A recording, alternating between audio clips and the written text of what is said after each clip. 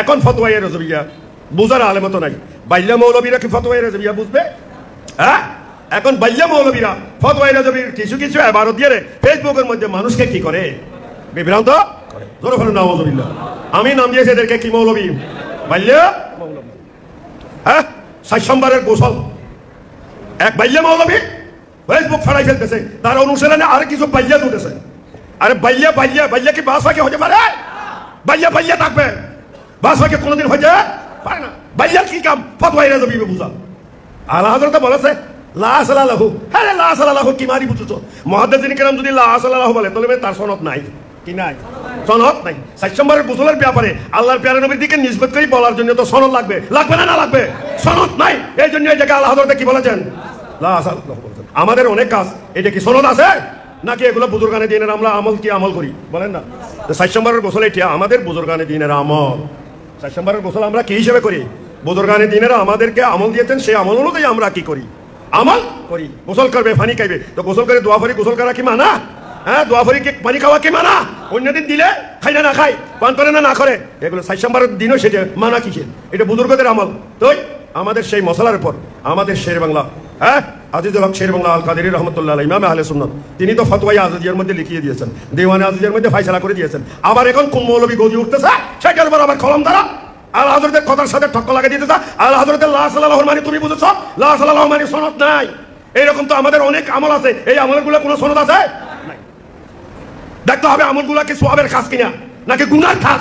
এরকম তো আমাদের বেদাতে হাসানার কাজ করাও তো কে হয়ে যাবে, মানে হইয়া তা আল্লাহ হযরতের লা সালাহুর মানে হলো লা সানাদা লাহু। কি লা?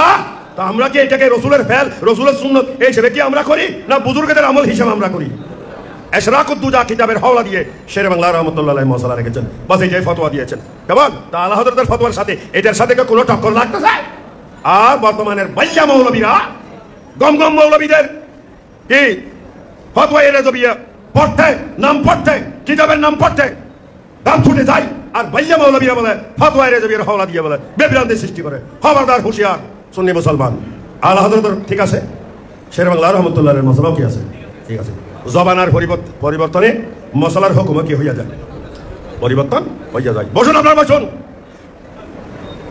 হানফি মাযহাবের উলামায়ে মুতাকাদ্দিমিন, ফুকাহায়ে মুতাকাদ্দিমিন অনেক মশলা দিয়েছেন। পরবর্তীতে ওই মশলাগুলি উম্মতের উপর কঠিন হওয়ার কারণে মুতাআখিরিন ফুকাহারা শিথিল করেছেন। মনে করেন একজন মহিলার স্বামী মফকুদ হয়ে গেছে, বেহাবার হয়ে গেছে। এখন আমাদের হানফি মুযহাব মতে, ইমাম আজমের কওল মতে, ফতহুল কদিরের কওল মতে ৬০ হইতে ৭০ বছর পর্যন্ত ওই মহিলাকে অপেক্ষা করতে হবে। এই মহিলার স্বামী চলে গেছে, মহিলা ৬০-৭০ বছরকে অপেক্ষা করা তার জন্য কঠিন না? এটা তো আমাদের হানফির মুতাকাদ্দিমিন হানফিদের ফতোয়া। কিন্তু পরবর্তী আমাদের ফুকাহারা ওই মশলার উপর আসান করেছেন। ইনারা কি করেছেন? ইমাম মালিকের মুযহাব থেকে আসান মশলা নিয়ে হানফি মুযহাবের জন্য সেটা বর্ণনা করে দিয়েছেন। মোটমাট কয় বছর? ৬০ বছর অপেক্ষা করবে। কয় বছর? ৬০ বছর। তাহলে ইমাম আযম ১২০ বছর, ৮০ বছর, ৭০ বছর বলছে। আবার এখানে এই তো হলো জমানার কারণে কি হয়ে যায়? মশলার কি হয়ে যায়? পরিবর্তন হয়ে যায়। আমাদের ফিকহ বলবে ইয়াতাবাদদালুল হুকমু বিতাবাদ্দুলিল জমানার কারণে হুকুম কি হয়ে যায়। আরো আছে আমাদের হানফি মুযহাবের মুতাকাদ্দিমিন ইমামদের মতে ইখতিলাফে মুতালে মুতাবার নয়, অথবা পৃথিবীর এক প্রান্তে সান্দাকে গেলে অপর প্রান্তের মুসলমানের উপর একই দিনে কি করতে হবে? রোজা রাখতে হবে। কিন্তু পরবর্তীতে মুতাআখিরিন হানফিরা কি করেছেন? শাফি মুযহাবের মতো মিলিয়া ইখতিলাফ মুতাল মুতাবার, যে দেশে সান যেই মতলা উঠবে সেই দেশে সেই দিনই হবে। আসান করে দিয়েছে না দিছে? পরিবর্তন হয়েছে না হয়েছে? হয়ে গেছে। এইভাবে অনেক মশলা, যেমন কোরআন শরীফ পড়া, পড়িয়া কিছু নেওয়া, তারপরে তালিম দিয়ে কিছু খাদিয়ে নেওয়া, ইমাম আযমের মতো হারাম না যায়। পরবর্তীতে সাহাবে হেদায়া ওনারা দেখতেছেন এগুলো যদি বাদ দেওয়া হয় তাহলে কোরআন তালিম ইত্যাদি তালিম সব তালিম বন্ধ হয়ে যাবে। ওনারা আবার সেগুলোকে কি দিয়েছেন? জায়েজ দিয়েছেন।